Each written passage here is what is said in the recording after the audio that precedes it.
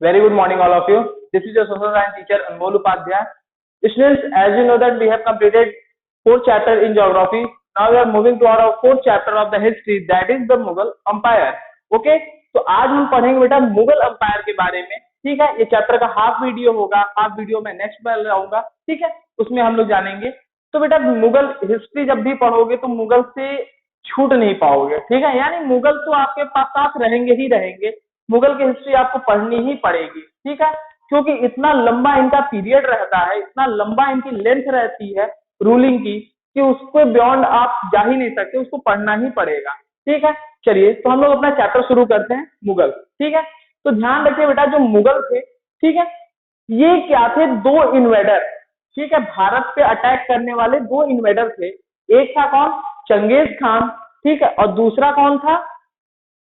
एक था चंगेज का और दूसरा था बेटा तैमूर. ठीक है, चंगेज खान और तैमूर. ठीक है, तैमूर लंग जिसे कहा जाता है. ये दोनों की फैमिली, इन दोनों की फैमिली, चंगेज खान बेटा मंगोलिया का था और तैमूर भी, ठीक है, तुर्किश का था.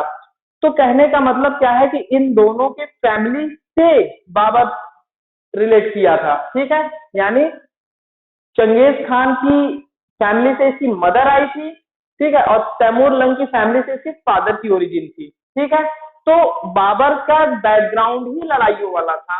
ठीक है, बाबर जो था वो लड़ाई वाली फैमिली से ही आता था. ठीक है, और बहुत ही बहादुर था, इसमें कोई दो राय नहीं है. तो स्टार्टिंग के समय में क्या है, इसको फरगना का कहां बनाया गया? राजा बनाया गया. ठीक है, बाबर को. फिर वहां से इसको थोड़ी देर बाद मंगोलियों के अटैक ने हटा दिया. पहले बाबर की कहानी हम लोग शुरू करते हैं. ठीक है, तो बाबर की कहानी यही है कि इसको 13 साल की उम्र में, सोचो इतना ज्यादा ये टैलेंटेड था इन सब चीजों में, कि इसको महज 13 साल की उम्र में इसको परगना का राजा घोषित कर दिया गया. ठीक है, परगना एक अफगान में जगह है वहां पे. उसके बाद वहां पे मंगोलों ने अटैक किया और परगना से इसको हटा दिया गया. ये यहाँ से चला गया, वापस से अपनी ये बिल्ड करता है आर्मी को. ठीक है, और कई साल बाद जाके वहां पे अटैक करता है और उसको जीतता है. ठीक है, तो बाबर को बेटा ऐसे बाबर नहीं आ गया था, बाबर को इनवाइट किया गया था इंडिया. ठीक है, कि आप इंडिया आइए, यहाँ के राजा को हराइए. ठीक है, देखिए कैसा देश है. तो बाबर इनविटेशन पे आया था. ठीक है, तो इनको इनवाइट किया गया था. जब बाबर आया, ठीक है, 1526 में, ठीक है, तो इसने सबसे पहले किसको हराया? इब्राहिम लोदी को हराया. ठीक है, यानी फर्स्ट बैटल ऑफ पानीपत होता है 1526 में. ठीक है, फर्स्ट बैटल ऑफ पानीपत कब होता है बेटा?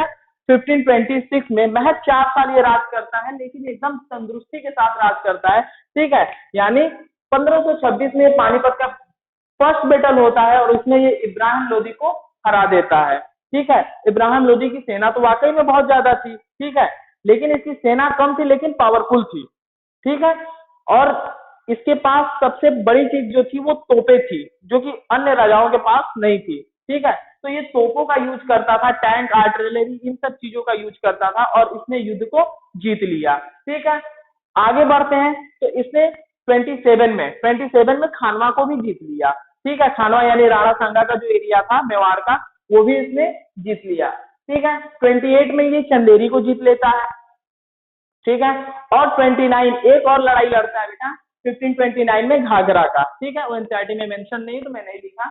ठीक है, तो 4 लड़ाइयां लड़ता है. ठीक है, 26, 27, 28 और 29. डेट याद रखिए, लगातार लड़ाइयां हैं इसकी. ठीक है, ये क्या है बेटा कि चौगान खेलते समय घोड़े से गिरकर इसकी क्या हो जाती है? डेथ हो जाती है. ठीक है, अब नए राजा कौन बनेगा? नया राजा बनेगा इसका लड़का. ठीक है, अब बाबर के कई लड़के थे. ठीक है, तो हुमायूं उनमें से मेन था. ठीक है, तो उसको बनाया गया राजा. तो हुमायूं का जो शासन काल है, रूलिंग पीरियड है, वो कितना है बेटा? 1530 से लेके 1540 तक एक बार राज करता है और फिर 1500 बाद आता है. ठीक है, 1555 से 1556 तक. ठीक है, तो ये हुमायूं का रूलिंग पीरियड है. हुमायूं क्या था बेटा? वाकई में बहुत जेंटल पर्सन था, इसमें कोई दो राय नहीं है. ठीक है, इसने क्या किया कि बाबर के द्वारा जो भी इन्वेट किया गया था, ठीक है, जो भी एरिया इन्वेजन में आई थी, तो उसको ये कैप्चर करता है, लेकिन अपने सारे भाइयों में इक्वली इसको डिस्ट्रीब्यूट कर देता है. ठीक है, और ये एक शर्त रखी जाती है कि जब कभी भी दिल्ली सल्तनत पे क्या पड़ेगा, मुसीबत पड़ेगी, तो सारे भाइयों को हेल्प करनी पड़ेगी. ठीक है, और जब मुसीबत वाकई में पड़ती है, यानी शेरशाह सूरी से तो इसके कोई भी भाई हेल्प नहीं करते हैं। ठीक है, तो हुमायूं का पीरियड बेटा ध्यान रखिएगा कितना है, महज 10 साल का माना जाता है। 30 से 40 के बीच में ये रूलिंग करता है। ठीक है, इसी के बीच में यानी लास्ट में 1539 में इसकी लड़ाई होती है शेरशाह सूरी से। ठीक है, सूरी का किंगडम का वो था, राजा था। ठीक है, शेरशाह सूरी से लड़ाई होती है चौसा में। ठीक है, जिसमें कि हुमायूं को फिर से हार मिलती है। ठीक है, हुमायूं बुरी तरह हार जाता है। ठीक है, वापस से इनको 40 में यानी एक लड़ाई होती है 1539 में, उसी के जस्ट एक साल बाद फिर से शेरशाह सूरी इनको हराता है 1540 में कन्नौज के युद्ध में। ठीक है, और इस युद्ध के बाद हुमायूं देश छोड़कर चले जाते हैं। ठीक है, अफगान, वहां पर ये कुछ दिनों तक रहते हैं, अपनी आर्मी को बिल्ड करते हैं। ठीक है, और वहीं पर इनका लड़का भी होता है जो कि अकबर महान जिसे कहा जाता है, वहीं पर होता है। ठीक है, वापस आते हैं 15 साल बाद। ठीक है, और जो भी इन्वेजन हुआ था दिल्ली पे, जो भी शासक था उसे हराते हैं। एक साल के अंदर ही जैसे शासक बनते हैं, उनके एक साल बाद ही ये कहा जाता है कि सीढ़ियों से गिर के इनकी मौत हो जाती है। ठीक है, एक साल के अंदर ही यानी 56 में इनकी डेथ हो जाती है। अब 56 में डेथ हो गई, अकबर की उम्र महज 13 साल थी, राजा कोई बनने के लायक नहीं था। ठीक है, लेकिन बैरम खान के सिफारिश से अकबर को राजा बनाया जाता है। ठीक है, अकबर जिस समय राज गद्दी पे बैठे थे महज 13 साल के थे, ध्यान रखिएगा। इवन बाबर भी फरगना का जब राजा बना था वो भी कितने साल का था, महज 13 साल का था। ठीक है, अकबर जब गद्दी पे बैठते हैं तो इनको किसी भी तरीके का कोई आइडिया नहीं होता है। ठीक है, और ना ही अकबर बहुत ज्यादा पढ़े लिखे होते हैं। ठीक है, उम्र भी बहुत कम थी, तो इनके पीरियड को बेटा 3 पार्ट में बांट दिया जाता है। एक 56 से 70 तक। ठीक है, और एक 70 से 85 तक, और 85 से 605 तक यानी 1605 तक। ठीक है, 3 पीरियड में क्या करते हैं, अकबर रूलिंग माना जाता है। पहले पीरियड में क्या होता है बेटा कि इनको कोई आइडिया नहीं रहता है, जो भी बैरम खान डिसाइड करते थे उसी पे अकबर को फॉलो करना पड़ता था। ठीक है, या अकबर उसी पे हुक्म देते थे। ठीक है, तो बैरम खान यहाँ पे इनके और भी एडमिनिस्ट्रेटिव थे, लेकिन बैरम खान इनके सेनापति थे उस समय। ठीक है, तो जो भी ऑर्डर देते थे बैरम खान जैसा भी बताते थे उस हिसाब से सारा स्टेप लिया जाता था। मतलब यहाँ पर अकबर का कोई रोल उतना नहीं था। लेकिन धीरे धीरे, और इस बीच में क्या होता है बेटा कि जितने भी अगल बगल के किंगडम थे, ठीक है, सबकी नजर दिल्ली पे थी, सबकी नजर दिल्ली पे पड़ी हुई थी, क्योंकि वहां पर राजा बहुत कमजोर है या बहुत बच्चा है। ठीक है, तो उस समय ये अपने अगल बगल के किंगडम से लड़ते हैं। ठीक है, उनको शांत कराते हैं। उसके बाद अब अकबर का पीरियड यहाँ से स्टार्ट हो जाता है, यानी यहाँ से अकबर अब अपना फैसला लेना शुरू करते हैं। ठीक है, 1570 से लेकर 1585 तक। इस पीरियड में बेटा अकबर जो है वो लगभग डेक्कन को जीतते हैं। ध्यान रखिएगा, कहाँ जीतते हैं, डेक्कन, गुजरात, ठीक है, मेवाड़। मेवाड़ तो जीत नहीं पाते खैर, लेकिन मेवाड़ के अगल बगल के सारी एरिया को ये लगभग जीत लेते हैं। ठीक है, तो ध्यान रखिएगा यहाँ पर अकबर बहुत ज्यादा पावरफुल हो चुके थे, बहुत ज्यादा पावरफुल, मतलब इनकी एक्सपेंशन टेरिटरी की बहुत ज्यादा हो चुकी है। सोच सकते हैं आप, गुजरात तक ये जीत चुके थे। ठीक है, आपको बताया जाता होगा कि बुलंद दरवाजा जो बनाया गया वो गुजरात जीतने की खुशी में ही बनाया। ठीक है, अकबर ने। ठीक है, तो यहाँ पर क्या होता है, यानी 1570 से लेकर 1585 तक में अकबर लगभग देश में पूरा फैल जाते हैं। ठीक है, बहुत साउथ तो नहीं कहूंगा, ठीक है, लेकिन ये डेक्कन को जीत लेते हैं, गुजरात जीत लेते हैं, वेस्ट बंगाल, बिहार, ये सारे पार्ट को ये जीत लेते हैं। यानी अपने भारत में इनका अच्छा खासा दबदबा बन चुका था। ठीक है, अब 85 से 605 में अकबर अब बाहर की तरफ निकलते हैं, यानी अफगान को जीतने के लिए। ठीक है, यानी अब पाकिस्तान का, यानी अब जो पाकिस्तान है उधर का कंधार हो गया, अफगान हो गया, काबुल हो गया, इन सब एरिया को जीतने के लिए वो निकलते हैं और वहां भी अपना ये परचम लहराते हैं। ठीक है, तो ये था अकबर का सिस्टम। हम पढ़ेंगे कि अकबर किन टेक्निक का यूज करके ये सारे युद्ध को जीतते थे, कैसा उनका मिलिट्री सिस्टम था, कैसा और ज्यादा उनके नोबल्स थे, क्या यूज करते थे, हम लोग चैप्टर के आगे पढ़ेंगे। ठीक है बेटा, इनके बाद आते हैं जहांगीर। अकबर, ध्यान रखिएगा, 1605 में अकबर की डेथ होती है, उसी दौरान जहांगीर राजगद्दी पे बैठते हैं। ठीक है, इनको सलीम वगैरह भी कहा जाता है, बचपन का नाम इनका था। ठीक है, तो ध्यान रखिएगा बेटा कि जब ये राजगद्दी पे बैठते हैं तो ये भी डेक्कन को बहुत ऐसा नहीं डेक्कन की, डेक्कन मतलब क्या कि इंडिया का जो सेंट्रल पार्ट है उसी को तो डेक्कन कहा जाता है। तो इसको भी ये लाइटली नहीं लिए, इन्वेजन किया, जीता, इवन जीतते जीतते गोलकुंडा तक पहुंच गए। देखे हो ना गोलकुंडा, बीजापुर, ठीक है, वो लगभग साउथ में एंटर कर जाते हैं। तो ऐसा नहीं है, लेकिन साथ ही जहांगीर की जो रुचि थी वो किसमें थी, पेंटिंग्स में। ठीक है, आपको जब आगे पढ़ोगे ब्रिटिशर आते हैं तो वो किसी भी चीज से नहीं मोहित होते, लेकिन ब्रिटिशर इनको पता था कि जहांगीर को पेंटिंग बहुत पसंद है, तो वो पेंटिंग से इनको क्या करते हैं, इनका दिल जीतते हैं और वापस के लिए मना लेते हैं। ठीक है, तो जहांगीर का भी शासनकाल कितना था बेटा, 1605 से 1627 तक था। लेकिन एक दिक्कत ये है, हाँ ठीक है, उसके बाद आते हैं बेटा शाहजहां।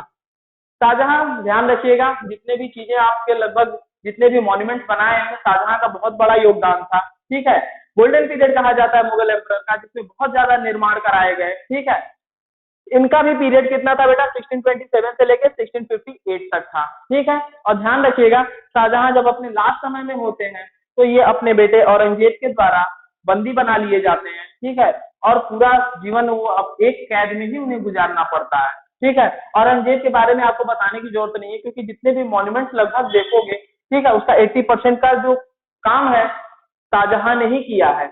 ठीक है, जितने लोग हैं उनमें से दो ही लोगों ने बनवाया, एक अकबर ने बनवाया और दूसरा शाहजहां ने बनवाया। ठीक है, तो इन सब चीजों का ध्यान रखिएगा। औरंगजेब जो थे बेटा एक क्रूर शासक के तौर पे इनको देखा जाता है। ठीक है, क्योंकि सबसे पहली क्रूरता तो अपने इन्होंने पिता के साथ किया। ठीक है, यानी अंतिम समय में इन्होंने क्या किया, शाहजहां को बंदी बना लिया, कैद कर लिया, सिर्फ इस बात के लिए कि ये और भाइयों को ज्यादा हिस्सेदारी देना चाहते थे। ठीक है, तो इस बात को लेकर बाकी तो बताया ही गया है कि औरंगजेब ने क्या जजिया का कर लगाया। ठीक है, वापस से जो माफ कर दिया गया था उसके ऊपर लगाया। ठीक है, बहुत से धार्मिक अधार्मिक चीजें भी इन्होंने की। ठीक है, जो कि गलत था। ठीक है, तो ये थे औरंगजेब का समय, यानी 1658 से 1707 तक। लेकिन ध्यान रखिएगा, जैसे ही औरंगजेब अपने चरम पे पहुंचते हैं, ठीक है, यानी 1707 में, अब धीरे धीरे मुगल जो थे बेटा वो कमजोर पड़ते जा रहे थे। यानी इनका सबसे ज्यादा जो एक्टिव कंडीशन था वो अकबर से था। ठीक है, अकबर ने बहुत ज्यादा रूल किया और बहुत एक्टिवनेस के साथ इन्होंने दिखाया। लेकिन धीरे धीरे जैसे जहांगीर, तो जहांगीर क्या था बेटा, ये क्या पेंटिंग वगैरह में थोड़ा बहुत ज्यादा इन्वॉल्व रहते थे। शाहजहां आए तो ये मॉन्यूमेंट में बहुत ज्यादा इन्वॉल्व रहते थे। ठीक है, औरंगजेब जो थे ये क्या है, धार्मिक चीजों के ऊपर ज्यादा इन्वॉल्व हो गए, तो धीरे धीरे इनकी पावर कम होती चली गई और जो राजा थे उस समय धीरे धीरे स्ट्रांग होते चले गए। मतलब अब धीरे धीरे जो था अकबर की बनाई हुई जो भी टेरिटरी थी वो धीरे धीरे अब कमजोर पड़ रही थी और नए नए राजा निकल रहे थे। ठीक है, जैसे मराठा, ठीक है, एक अलग अंपायर निकल जाता है। ठीक है, उधर सिख अलग अंपायर निकल जाते हैं। ठीक है, इधर से इनके हाथ से निकल जाते हैं बंगाल। ठीक है, धीरे धीरे करके इनके हाथ से सब कुछ निकल जाएगा। ठीक है, ये बहुत कमजोर पड़ते चले जाते हैं। अब आते हैं बेटा मुगल के ट्रेडिशन पे। तो मुगल का कैसा ट्रेडिशन था, एक्चुअल में मुगल का ट्रेडिशन जो था ना बेटा वो मिक्सअप था। ठीक है, यानी ये लोग कुछ अफगानी चीजों को भी फॉलो करते थे तैमूर के साथ, और ये कुछ मंगोली चीजों को भी फॉलो करते थे। ठीक है, यानी इनके ट्रेडिशन में दोनों चीजें देखने को मिली थी। लेकिन ध्यान रखिए, जो भी पिता की प्रॉपर्टी होती है, इनहेरिटेंस होता है, वो कैसे बांटा जाएगा, इसके दो ही तरीके हैं। अगर मान लीजिए मेरी प्रॉपर्टी है, अब मुझे अपने बच्चों में बांटना है, बच्चों को देना है, तो एक तो होता है कि जो मेरा बड़ा बेटा है मैं उसे दे दूं सब कुछ। ठीक है, सारी प्रॉपर्टी उसको दे दूं, या तो जो उनमें से टैलेंटेड है सबको, या सबको इक्वल इक्वल बांट दूं। ठीक है, तो इसमें दो चीज आती है बेटा, प्राइमोजेनिचर एंड कैप्रीसेनरी। ठीक है, कैपर-सेनरी। ठीक है, ये दो टाइप के इनहेरिटेंस की वो है, कैसे बंटवारा किया जाता है। पहला वाला जो है बेटा, ठीक है, ध्यान रखिएगा, इसमें क्या होता है, बड़े वाले बेटे को, ठीक है, प्राइमोजेनिचर में, एक सेकंड रुकिए,